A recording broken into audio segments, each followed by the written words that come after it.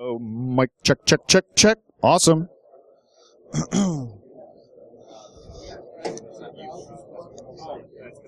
Okay, here we are. Good morning, everybody. And welcome to BSides Cleveland 2015, sponsored by Trusted Sec.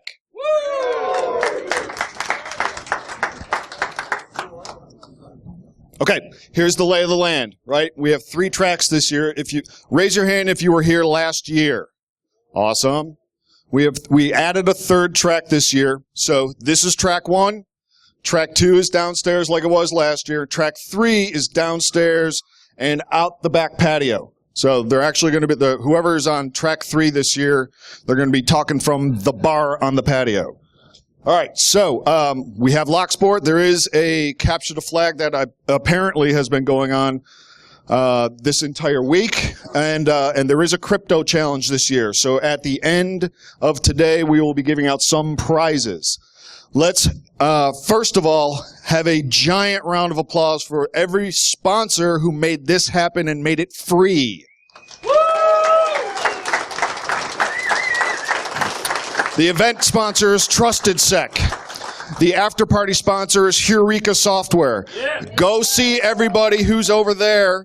We have the Bloody Mary bar sponsored by Black Box. Yeah. Lunch is going to be provided for free today. There's a taco food truck like we did last year, which is out the back again. They're going to be here a little bit earlier, so there's not as big of a line. And that diamond and that taco food truck is sponsored by Cisco. Yeah. A round of applause for our gold sponsor, Hurricane Labs.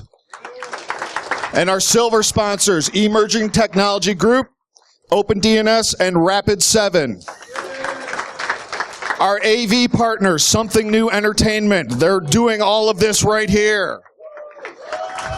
And guess what we have again this year? Beer. Beer sponsor. Yeah. Beer sponsor is Actual Brewery, sponsored by and paid for, and we goofed on the shirt. Hardbit Solutions bought the beer. And last but not least, where is he? He's probably setting up downstairs. Adrian Crenshaw is videotaping every track with the help of our volunteers. Okay, this is us, organizers. Justin Alcorn. Boom, there he is. I'm Rocky. My wife is Susie, somewhere. There she is. Anna Janine Herman. There she is.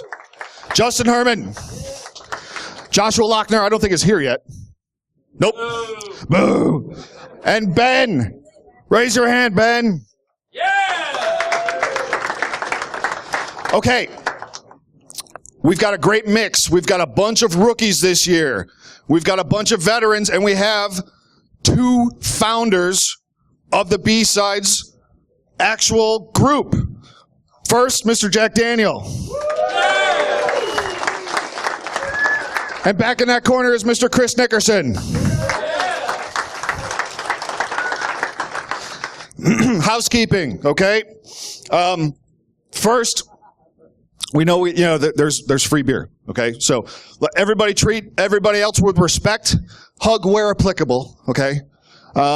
Hydrate, all right? We have lots of alcohol, so it's a long day. Do a little hydration every once in a while, and have some fun. All right, I think we're good. Here's how it works, right? There's a bunch of really smart people. They're going to come up on these stages here, downstairs, and in the back patio, and they're going to tell some stories. And we're all going to have fun and learn. Cool. All right. Thanks, everybody, for coming. One more round of applause for everybody who made this happen. Without further ado, how do I switch? Oh, my God. Tip your bartenders. Yeah. Hello. All right, how do I switch? Anything? I'll grab the VGA and we should be good. Okay. Perfect. Yeah, it's running. So, as soon as that VGA cable goes from one laptop to the other laptop, And without further ado,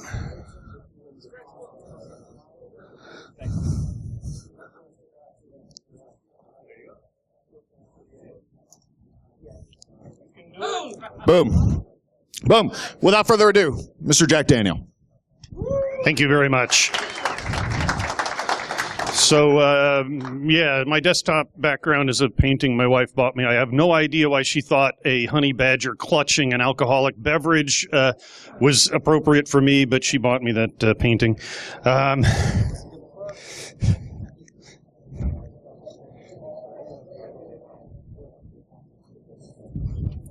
So let's see if we can figure out technology. I'm going to play with noise, so a little sound check here. They say the heart of rock and roll is still beating, and for what I've seen, I believe 'em. Now the other may be bad. Yes, pandering to the audience, there is a presentation tip for you.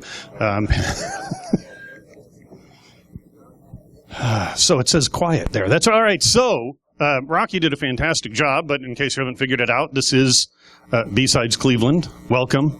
I'm really happy that I was able to come out. I'm really thrilled that Chris and I are both here together, putting the band back together, except, yeah. So, B-sides, a couple of things, in case you had too much rum last night, not that any of us did. You are here. This is the global map of B-sides venues. The green dot is New York City is finally going to happen. The blue dots have happened in the past and are often repeating. But what is this B-sides thing? Is this anybody's first B-sides? Sweet. All right, I got to get all idealistic and shit. So sometimes I like to talk about the B-sides Founders Circle. Now you go to some conferences, I won't name them, RSA, and they, give you special awards and whatever. You get some stupid ribbon for your thing because you've been there for years. Well, B-sides, as you can see, is a huge and growing community. All of the Asia events last year was their first year. Well, how do you grow a community? Well, you have to grow the foundation. So those of us who have been involved for over 6 years are part of the Founders Circle. And those of you who have joined us for the first time today are part of the foundation of B-sides and what keeps it vibrant and growing alive. And you also are part of the Founders Circle. None of this elitist bullshit. So a little bit of B-sides background before I dive into the talk. 6 years ago, Chris and a handful of the 303 crew and a few of us stray mongrels had this idea. And we didn't burn the house down, even though we tried. But we had a really great time, and it was about having conversations and connecting people. And if you weren't interested in the talk, there was beer and booze and burgers and dogs on the grill and a swimming pool. And so you could drift out. You didn't have to distract people in the talk. You didn't stand in line with thousands of people. You could actually talk to the presenters. We had some great content, and a lot of it just didn't quite fit at Black Hat, didn't quite fit at DEF CON for one reason or another. And that, there were some people that hadn't spoken before. We were able to take a gamble on that. We had some really good content. And we didn't really think that this was going to be like a life-changing event or anything crazy like that. We were just having fun at a house on the west side of Vegas, right? And so if we fast forward to today, B-sides events have been held on 6 continents, 19 countries, 84 different cities. This is the 201st B-sides event globally.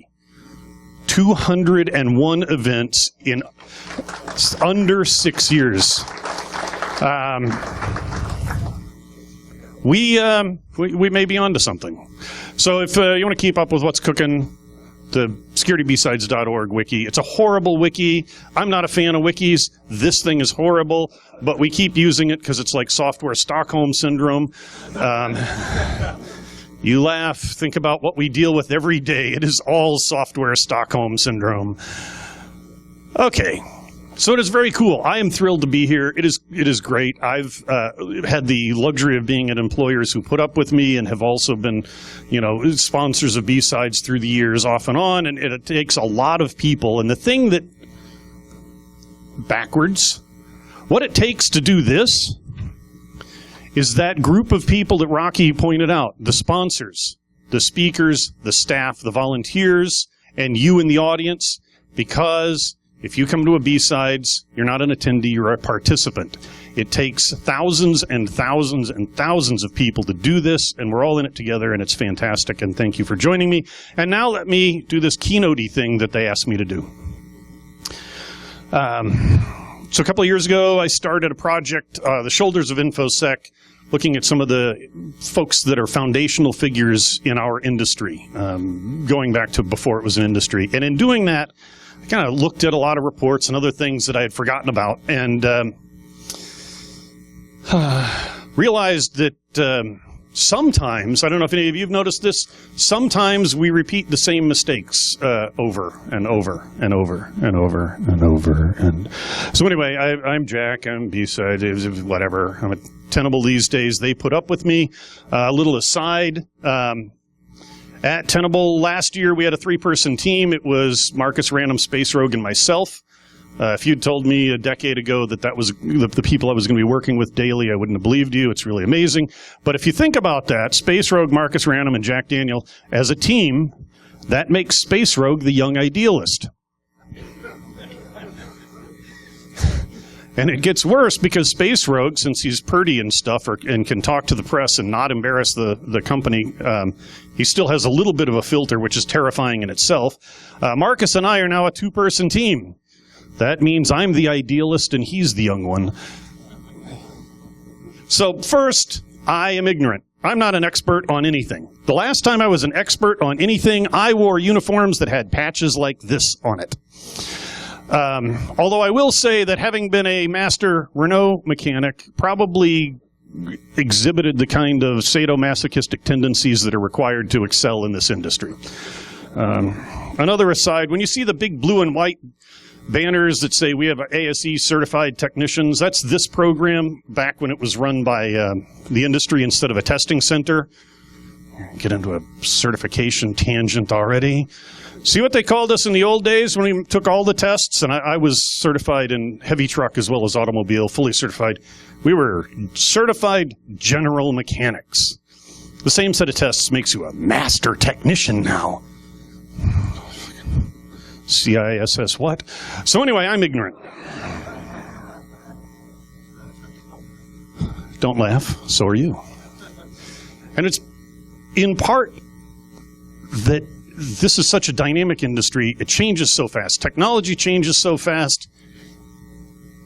That's part of what draws us into it. We like a challenge. Now, there are often days where, like, I said I wanted a challenge, but this is stupid. Could we have a smaller challenge? So, I also have many more questions than answers. But together, maybe we can answer some things. And some other folks have answered things for us. So let's go back in time and have a little fun. So, I think I need... The year was 1958. Any other Eisenhower babies here? This is not the year I was born, by the way. But, all right, so there are a couple of Eisenhower babies here. Rockin' on Ike. The number one song of the year 1958.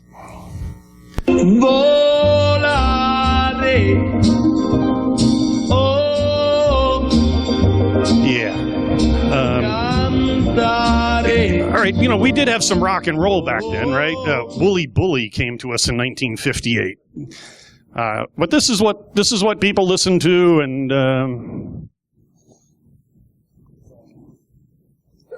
you'll note that was not the Dean Martin version, that was the original speaker. But some scary things were starting to happen in music. One of my favorite artists terrified old people. Link Wray, the father of the power chord. Take a simple musical stroll pattern, pick up a 52, 53 Les Paul, bring us power chords. The adults didn't like it. To this day, to the best of my knowledge, Rumble remains the only instrumental widely banned from airplay in the United States. The grown-ups didn't like it. They didn't understand the impact it had on them. They didn't understand the way it made them feel, right? They certainly didn't like the impact it had on kids. This was improvised at a show. Link Ray and the band had to play this 3 or 4 times that night because it just got them. It was power chords. It just hooked them. It was called Rumble. It was banned because they didn't like how it made them feel. They didn't like what other people did with it. They didn't like the way people acted, and they certainly didn't like what it was called. It's an instrumental. They just didn't understand it, and so they tried to ban it. And now, the people that make the rules grew up listening to that. And when they look at us, crazy old bearded men in Chinese smoking jackets and whatever else, they have a vision. Drink all the booze, hack all the things. Drink all the booze, hack all the things. Drink all the booze, hack all the things. Got this vodka and this Red Bull, they still give me wings, so we drink all. And so here, that's cool, right? Drink all the booze, hack all the things. We're having a B-Sides in a bar. That's fucking awesome. But where does that leave us when we're trying to deal with things like the Wassenaar arrangement and the U.S. interpretation of it? It's like, hey, look, another excuse to take away what remaining constitutional liberties we have. So where does it actually leave us as an industry, as hobbyists, as enthusiasts, as people who are trying to make a living while actually trying to move our customers and clients forward, as those of you who still defend networks on a daily basis and build and defend systems? As an aside, I'm glad I don't work for a living anymore. I look at the state of trying to secure shit, and it's like securing my labs drives me nuts. But thankfully, I run a vulnerability testing lab, and that means that I intentionally leave stuff unpatched. Yeah, right. That's all right. I meant for all those reds and purples to show up on that list. But where does it leave us if they think of us that way? Oh, not this. Seriously. I've spent many, many decades trying to avoid this one. Is there a way out of it?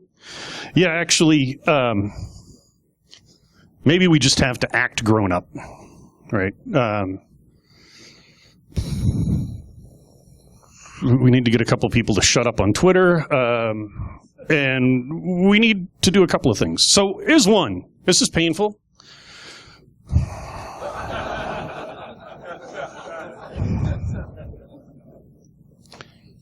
And then keep saying it until we don't giggle. Now, in this room, it's okay, right?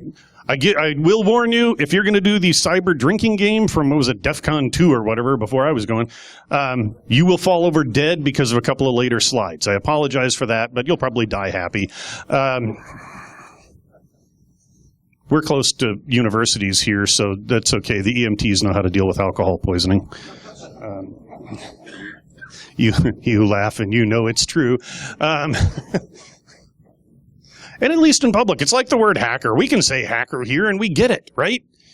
Go out in public, somebody asks you about something, and what do you do for a living? I'm a hacker. What do you do for a living? I work in cybersecurity. Oh, that's cool. Right? I'm like, oh, fine, whatever. So we have to talk to the audience that we've got. So anyway,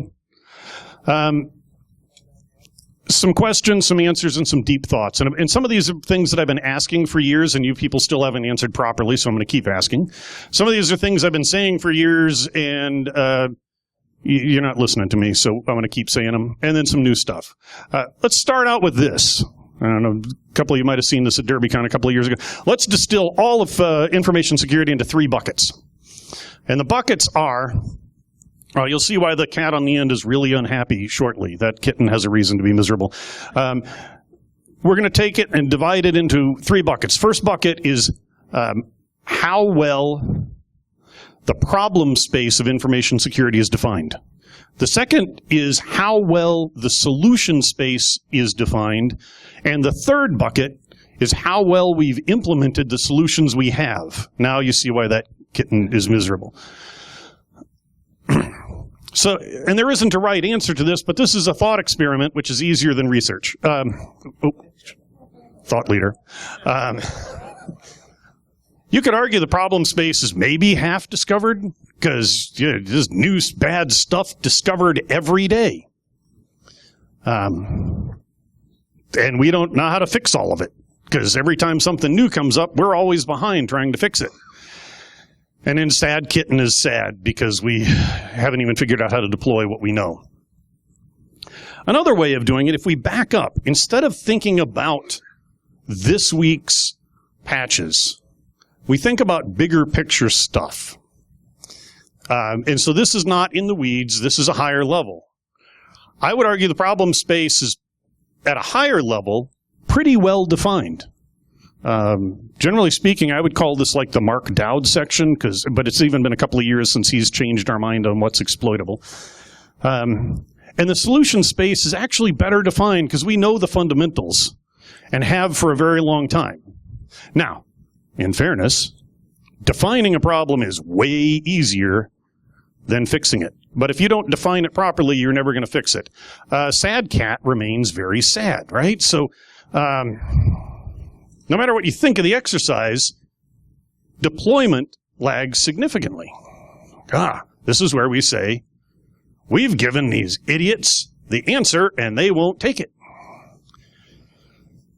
But perhaps another way to look at it is this. I come up with two questions. If we've solved the problem a dozen times and no one uses our solutions, have we really solved the problem? Email encryption is easy. Just use PGP. Okay. Nothing against PGP and GPG, but if you give somebody money for a commercial product, it works as long as you're using the right mail client and you have the right ISPs or mail servers sometimes. Most of the time, maybe, Haven't really solved that one. With the usability of crypto, why does the NSA need cryptanalysts, right? I mean, it's like, I just need to get shit done. The other one, is it really a problem? I'm not going to pick on any specific conferences other than RSA, but have you ever walked the floor at RSA, the expo floor, and there are other business-type conferences. You walk around RSA, though, you get to the edges where it's the innovators and startups with the little 10x10 booths that only cost them $10,000 plus travel and everything else, so, they got a $50,000, $60,000 expense there.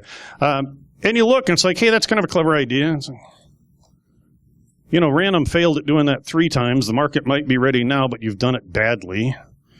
And it's like, what?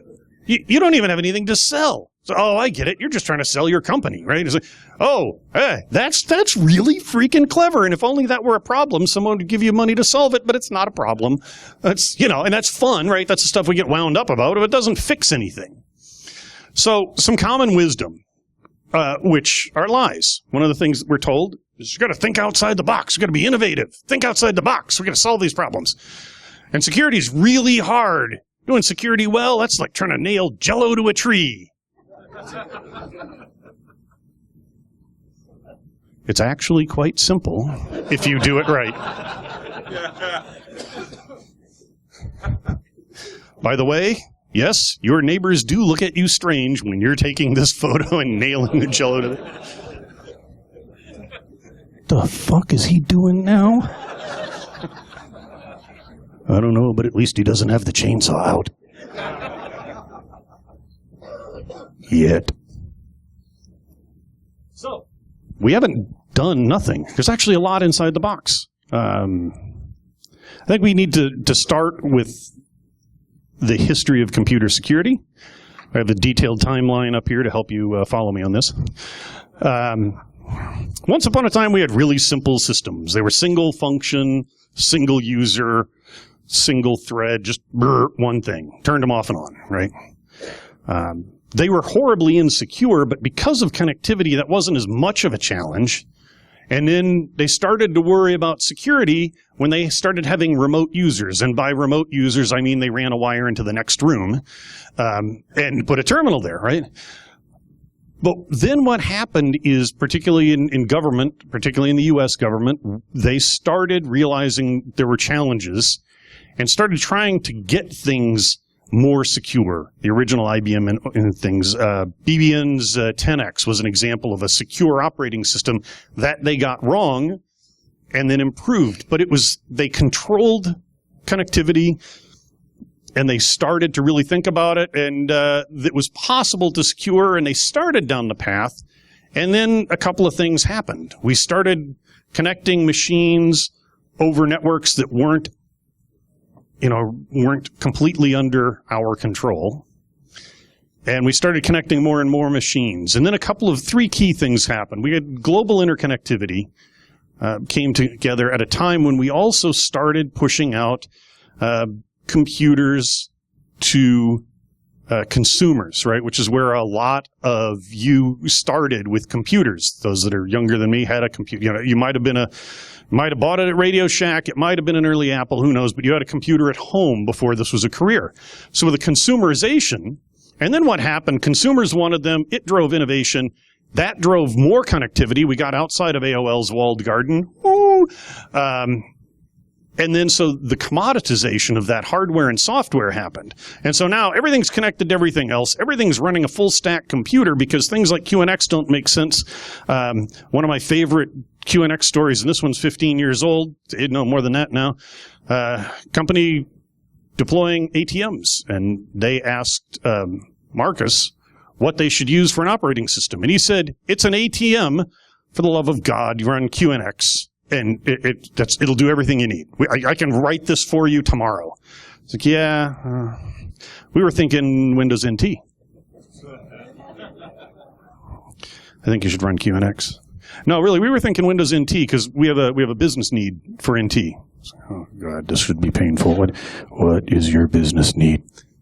There is no PowerPoint viewer for QNX, but we need PowerPoint viewer on our ATMs to show the splash screen with our company logo, and therefore we've decided to go with NT4. So the stupidity we face today is that, but now QNX doesn't even come up, right? It's like, am I going to run it on Windows 10? Am I going to run it on Windows XP? Yeah, XP forever, right? So anyway, down here. Now, the thing is, in that time, we've gotten a lot more power, right? The amount of computing power we carry in our hands is ridiculous, right? I carry a work phone and a personal phone, iPhone 6 Plus and a Note 4. So I have two quad-core 64-bit processor phones, right? Think about your corporate laptop, right? This is crazy. And so it gives us challenges and opportunities, and we've largely taken really good advantage of the problems, but not good advantage of the opportunities. So in some of the historical stuff, I dug back into some reports and reread some things, and I thought, let's take a look at what we know. What's inside the box that we're ignoring? This dude, Willis Ware, he's only been gone about a year and a half. He was at RAND for 40 years. The sexy titled Security Controls for Computer Systems, better known as the Ware Report, commissioned in 67, started in 67, final version came out February 11th, 1970. Brilliant dude, very prescient. He told us before this that computers were going to change our lives. People didn't pay any attention. I don't have that quote handy. That's a different talk, but it's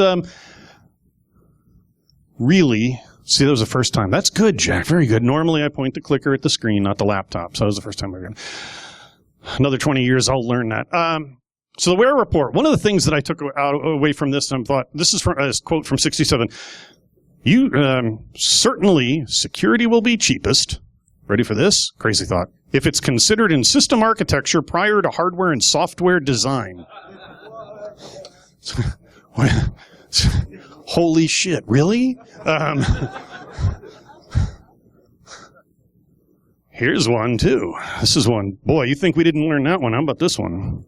User convenience is an important aspect of achieving security control because it determines whether or not users tend to find ways to get around, ignore, or subvert controls.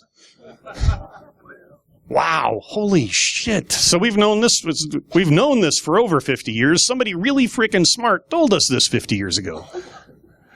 This is a network vulnerabilities graphic from the Ware Report. looks pretty old and dated. If you change the font and a couple of icons and words on this thing, you can teach network security on this now. Again, this is from the final edition in 1970. People, side channels, crosstalk, radiation. Crosstalk's not as big a deal. But if we took the teletype out and put an iPhone there and a laptop there, and we start looking at what people do to files, hardware systems failing to protect software, software failing to employ its own controls, what different classes of system users do to subvert things. Here's a 48-year-old picture that, yep, damn, we've come a long way. We have different fonts. They did that without Photoshop. Another guy that was foundational figure in the industry, Bob Abbott. A lot of folks don't know of Bob Abbott. He was arguably the first person to actually make a living out of the business of security. He was a consultant after being in government. So he went out and secured things, because before, everybody just did their job generally for the government and military. The RISOS project, research into secure operating systems, was led by Bob Abbott, one of many things he did. Oh, so Sneakers, that movie, which gets more and more accurate with age, unlike most movies. At the end, the James Earl Jones character was called Bernard Abbott as a nod to Bob Abbott, because the character was based on Bob Abbott. Bob Abbott was the technical advisor for that movie. And everybody on the hackers team was based on people in Bob Abbott's team at NSA at the time. There was the original red team, the very first red team inside NSA for computer systems.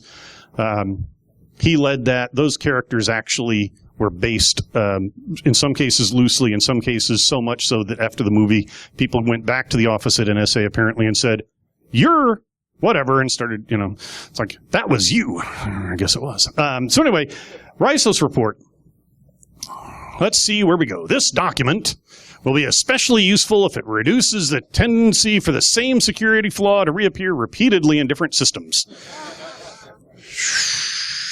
So what does that year say? 1970, final version, April 76. Let's see how we did, all right? He came up with the team came up with 7 fundamental operating system security flaws. Incomplete parameter validation. We got that one.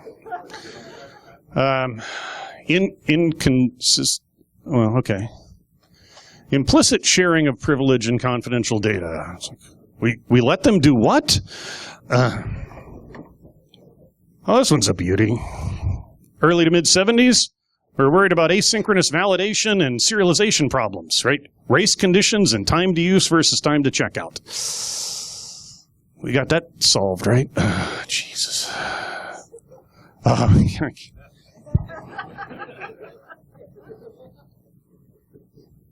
This just needs to be said. LastPass? But I mean,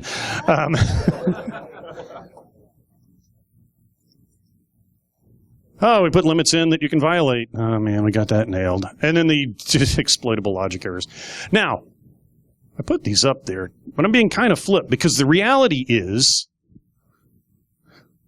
in the operating system level, things really have gotten a lot better. They're not perfect, but the OSs are dramatically better, right?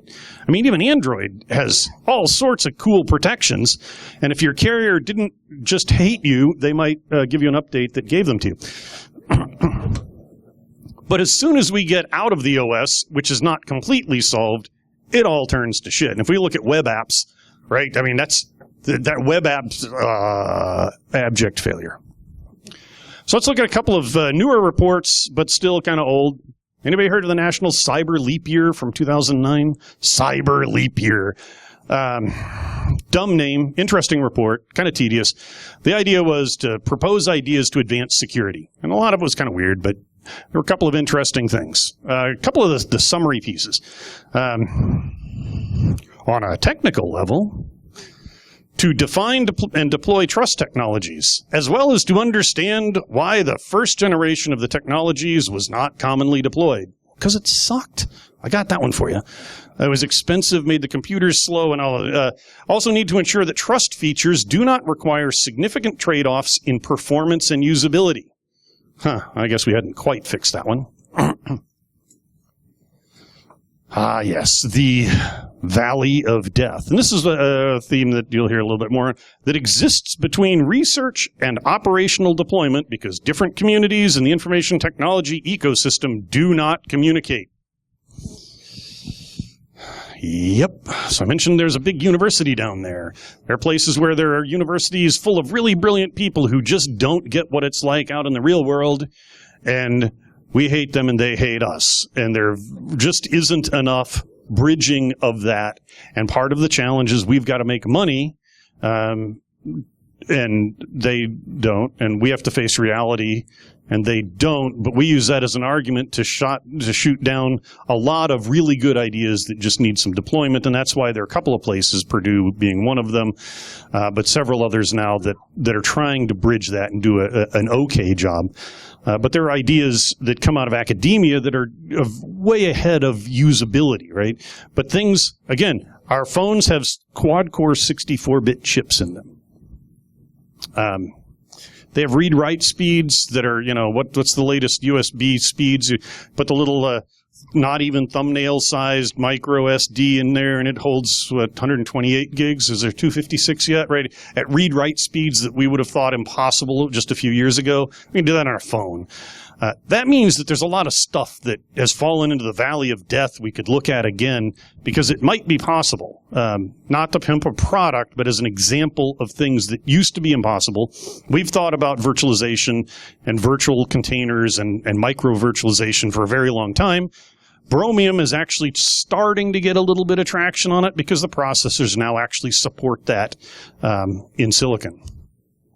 So we need to...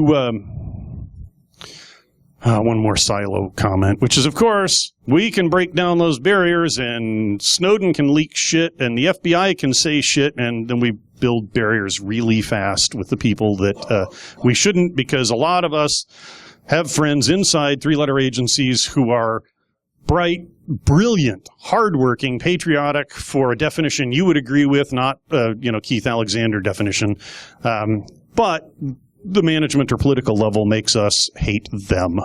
And there's another silo to break. Science of cybersecurity. This is a 5-year-old report from MITRE.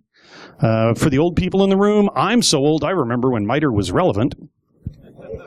Ooh, that's mean, Jack. Go get coffee. Okay, I'll get some coffee. I've made that comment at MITRE events. They don't like it. And then people at MITRE say to me privately, yeah, I've been working here so long that I remember when we were relevant too. They do have a couple of things. They're not useless. This report's actually pretty interesting because it looks at cybersecurity from the perspective of other sciences. There's actually something to learn. So if you're one of the idiots that likes to read reports and think of, deep thoughts, if you have the time to, actually put some thought into things. This is an interesting one. Most important attribute: construction of a common language and set of basic concepts from which we can develop a shared understanding. We got that, right? What does threat intelligence mean? What's a threat? What's a vulnerability? What's an exploit? What's zero? What's a hacker? Okay, well, apparently we could use that common terminology. Right? It's like all the antivirus. Oh, I'm sorry, we can't call them antivirus vendors, but endpoint protection vendors.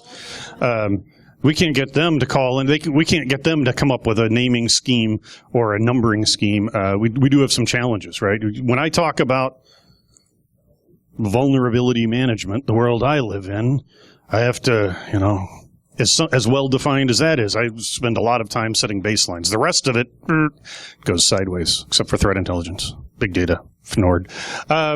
Precise definitions matter, because until there are precise definitions, we can't understand that we're talking about the same thing, and we can't really increase the level of rigor. And then there's this thing, it sort of goes back to academia versus real world, but this is research and theoretical versus trench level.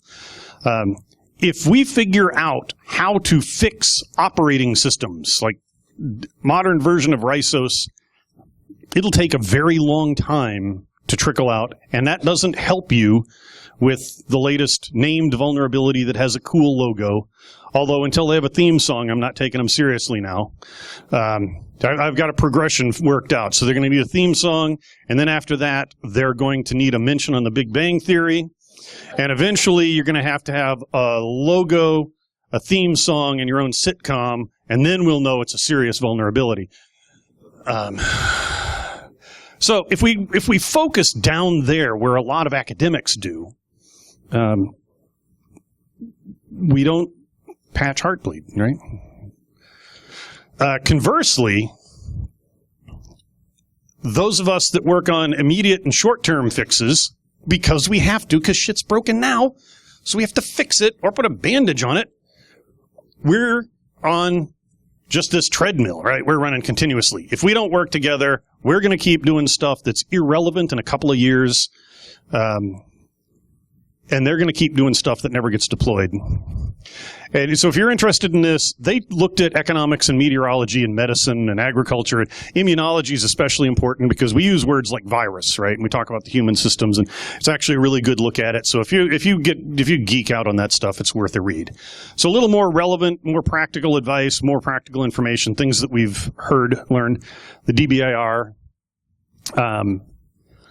This year, the DBIR put fewer numbers in the report and more words about numbers because they did all their analysis. And it's like, well, that's pretty much the same. So let's just look at the numbers different. So it isn't as much of a data dump as it usually is. But there are a few interesting things in it, which tell us that we have some challenges. Half the CVEs exploited last year fell within 2 weeks. Holy shit. What's your patch cycle? We'll get to that in a minute. By the way, this is really poorly worded, but virtually every, not all, 99.9. So 39% of exploited vulnerabilities were compromised at least a year after they were issued. Another way to look at that, rather than timelines, is this one. 10 CVEs accounted for 97% of exploits. Shit. All right, so I patched those 10 and I'm covered, right? Except that 7 million other exploited vulns. 7 million. So, patch everything instantly, because that won't break anything. How are we doing on patching? Microsoft, actually, I think it was the one before, but the SIR, which is usually incomprehensible. But there's some good data. From last year, average time to patch Windows, 9 months.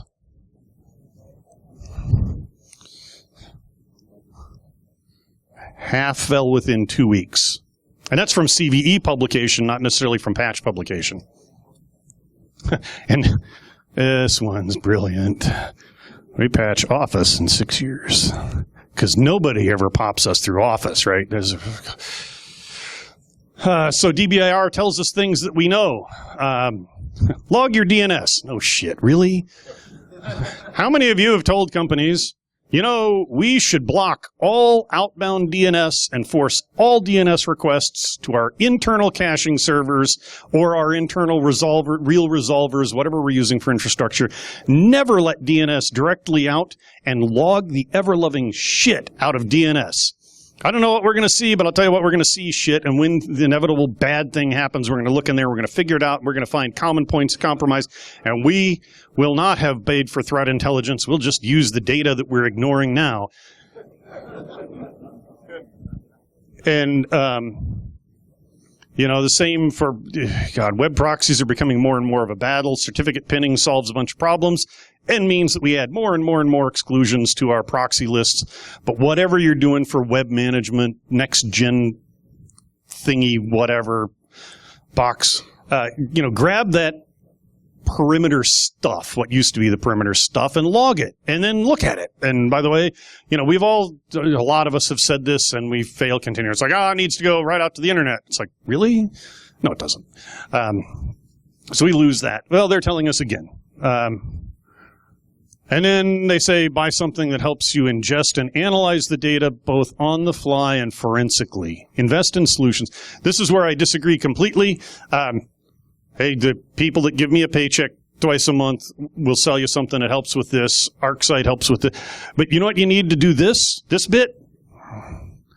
The solution is talented, trained, and motivated people. Because this shit gets hard. At some point in time, we need to automate everything we can, but at some point in time, you just need smart people like you guys and gals.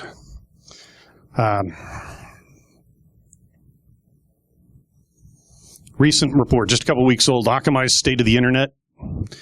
How well are we? This one kind of tells us how well we're doing on some of those things. Just a few things. Just DDoS. We're screwed. DDoS. So DDoS, we had NTP reflection attacks and DNS reflection attacks. And who runs NTP servers? Beardy old Unix bastards who want the time to be right because they couldn't prosecute somebody because the logs didn't match.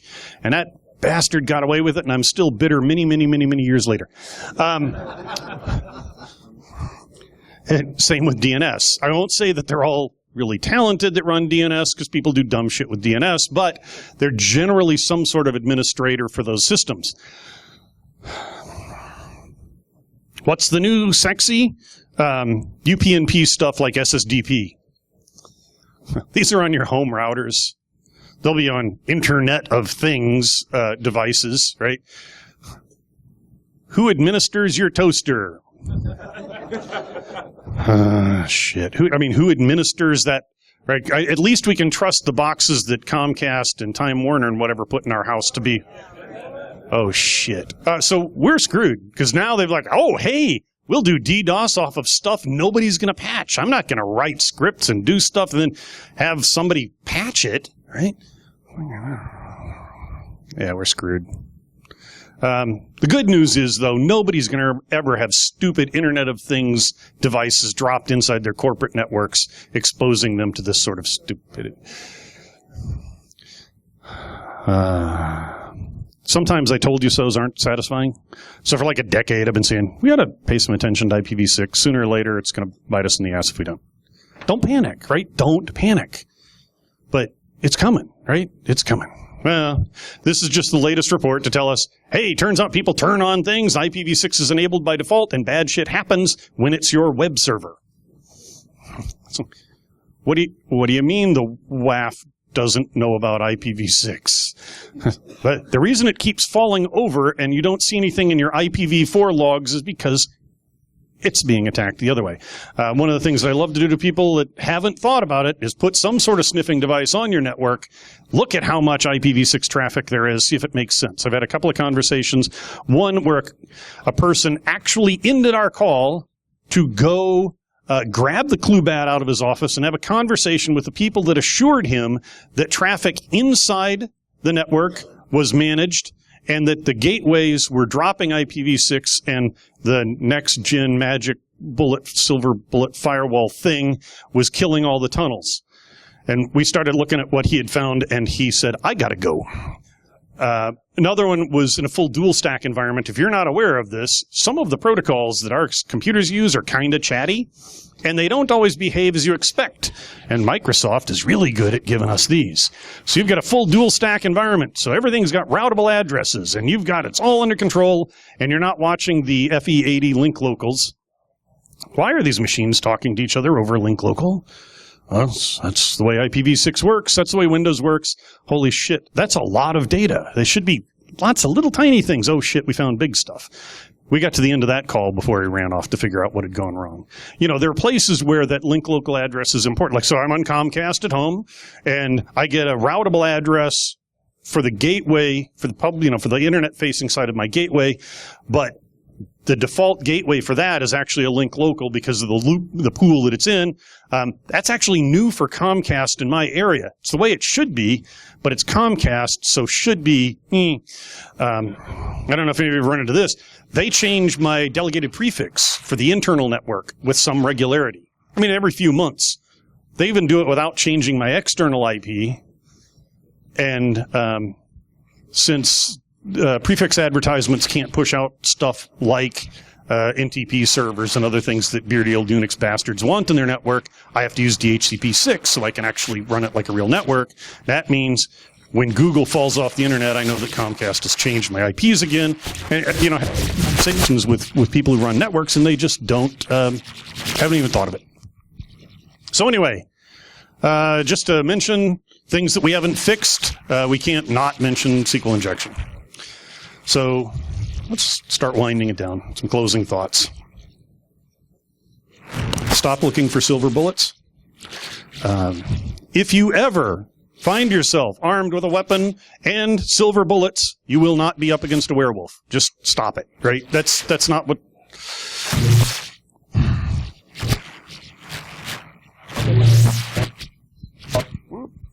Yeah.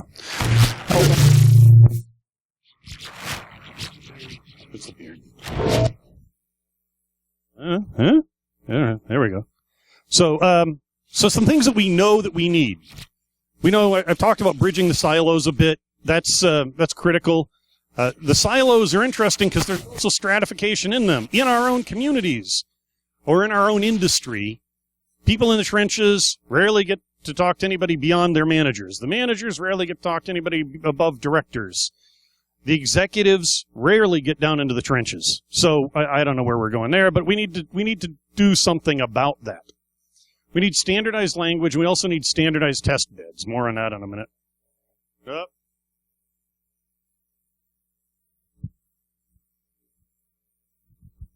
Testing 1, 2. Hello. All right. Cool. So again, we need standardized language and standardized test beds, and a little bit more on that later. These last 2 points, self-defending hardware, self-defending software. We've talked about this for years, and it's finally actually possible, right? We have things like ASLR that, when implemented properly, really helps our software defend itself. There are tools that the bad folks have used against us for years, like, randomizing in their attacks, or, you have a piece of malware, all the endpoint protection vendors detect it, change it a little bit, everybody misses it. Why can't we do that to defend ourselves? Well, we're starting to do some randomization at compile time. There's actually, again, not a pitch, but just a company that's really bad at marketing, so nobody's ever heard of them. And I'm old, so I've already just forgotten the name of the company. But they do web rewrites. So if you've got a website that is subject to scripted attacks, they actually rewrite your web pages continuously, so that the code never looks the exact same. They change variables, they change things around. As the user, I can go and everything looks fine, and it works the way I expect it. But if I'm throwing scripted attacks at it, if anything ever takes the first step, by the time it takes the second step, the first step has changed because the code is moved around enough.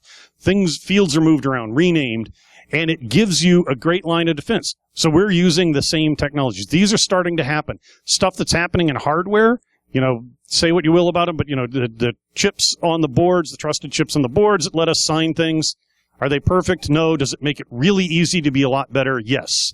Kernel level hypervisor or kernel level virtualization is giving us a lot of new powers. It's time to do it. We have enough power almost, particularly in server apps, to run images of known good at all times on one core with minimal load, and then have another process that watches what's drifted. Now, is this going to work for highly dynamic stuff? No. But some machines are going to be able to watch what's happening and compare it to, watch what should happen, compare it in real time, and make a difference.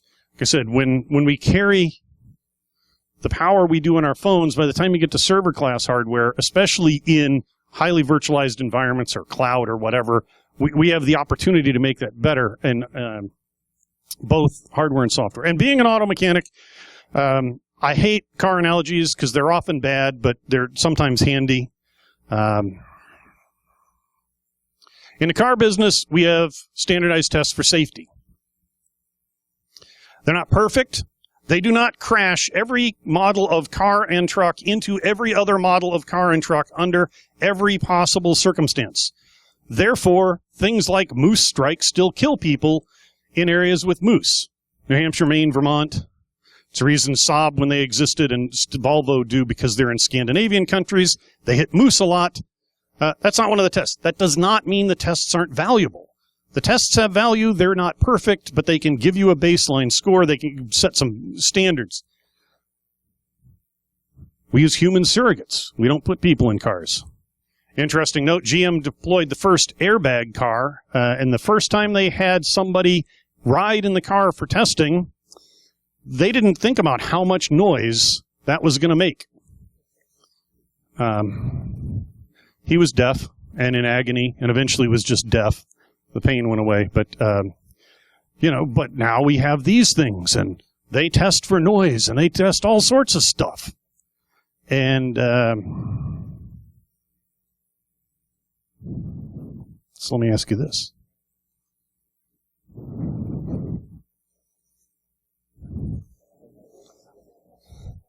That's really damn funny, except it's not. QA, who needs QA? We got customers. Well, at least until the next release.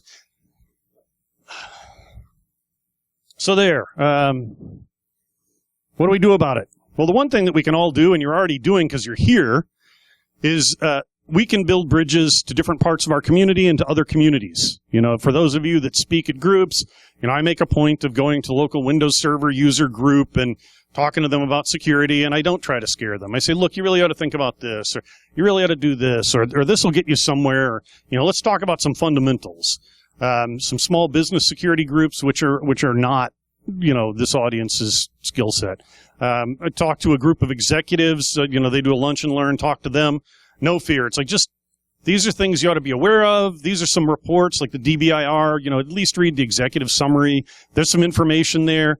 Get outside of the bubble and talk to people. If you have the opportunity to interact with academia, that's fantastic. Government, I don't know how we fix that, except that those are very personal connections. As I've said before, there are people, it's fun to vilify CIA and NSA and FBI, but most of us know people at those agencies who are part of the community. They're brilliant, hardworking, dedicated people doing a hard job, often for inadequate pay.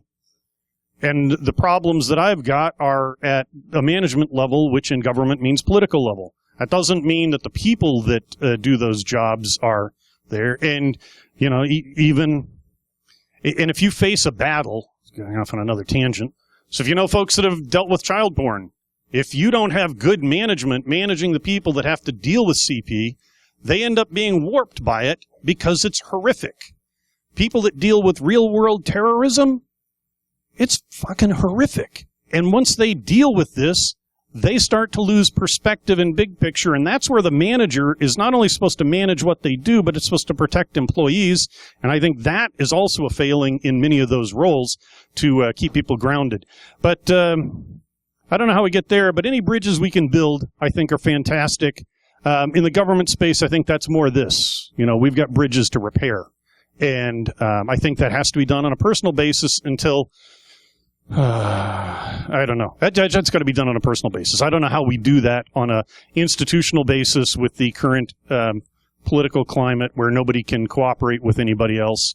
But that's what we need to do, I think. And with that...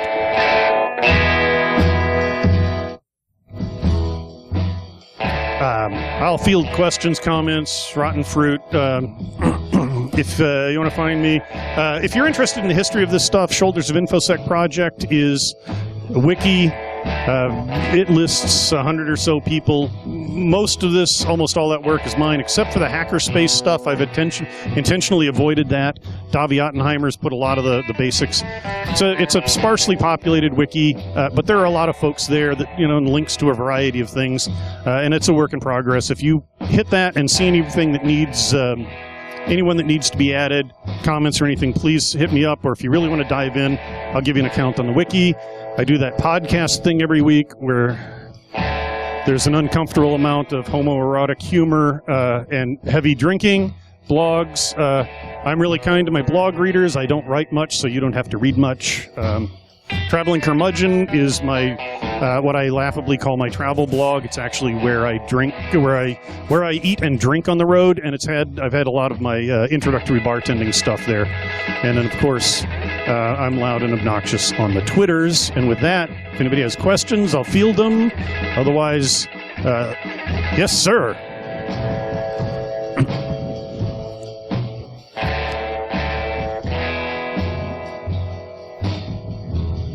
Great.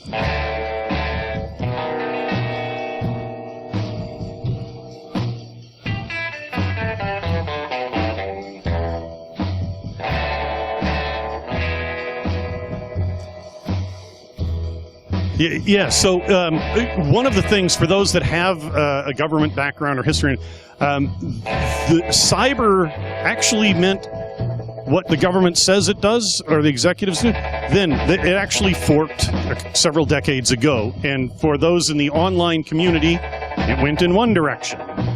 And for those in government and military, it went another. So they've got arguably the same claim to it that our community does. And the problem is you just have to get over it. It's like trying to defend the word hacker.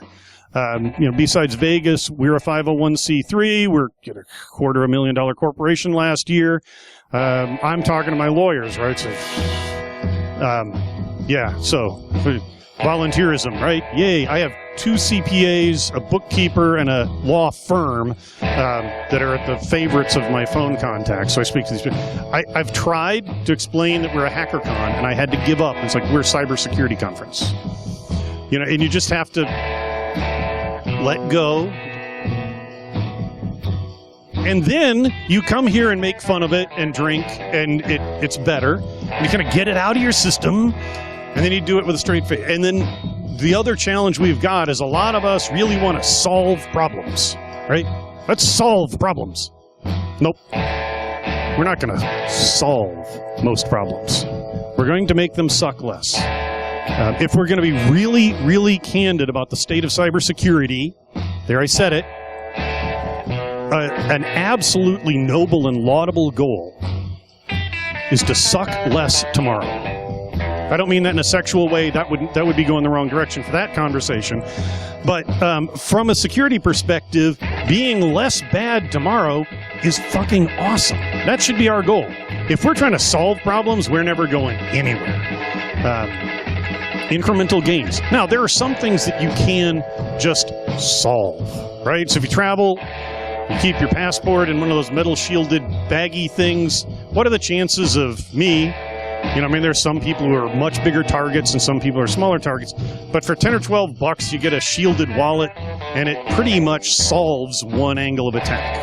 It's like, at that cost, fine, right? There are other threats and things that's just not worth the investment, or we can't really solve them.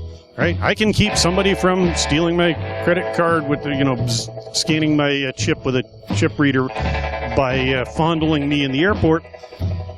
How much more am I going to do? Am I going to not do online shopping?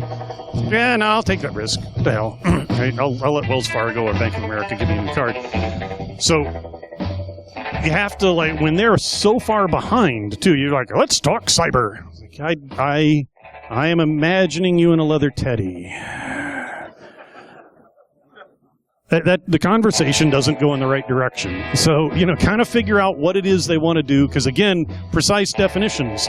We cyber everything now, right? Cyber this, cyber that, cyber computers. What? That's redundant. It just takes some patience. It's taken me years. Folks like Space Rogue and Corman and Trey Ford and others that have really been doing on the hill stuff, and others that have been doing it longer have been like, you have to stop making fun of it. It's like, I don't want to stop making fun of it. It's like, you got to stop making fun of it. It's like, I don't want to stop. Okay, middle ground. In this room, let's make fun of the cybers. when we go back and deal with them. And what you got to do, though, is now say, okay, cyber is a whole big realm. What are you talking about? Because it means different things to different people. And if they're like, oh, I read this article about the Office of Personnel Management. I'm like, so, you know, that's a whole conversation. Do you want to have that now, or do you want to talk about some fundamental things they got wrong that I think we could learn from, right? You know, that's a conversation. So how's that for a rambling non-answer? Anything, anybody else, questions, comments, or you want to make a mad rush to... Oh, yes, sir.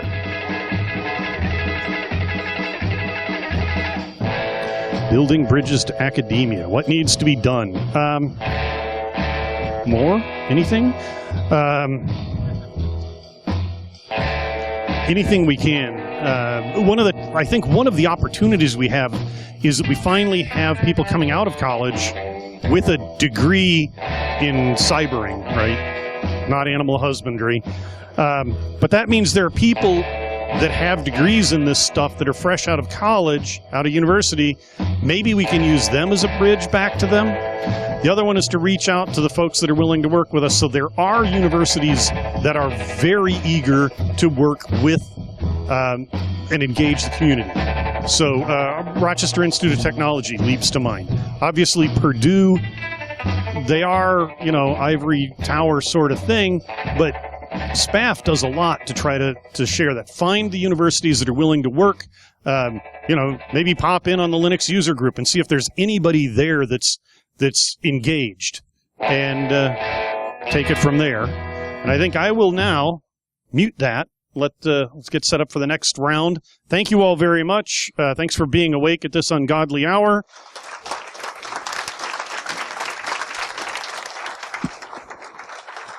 Thank you, sir.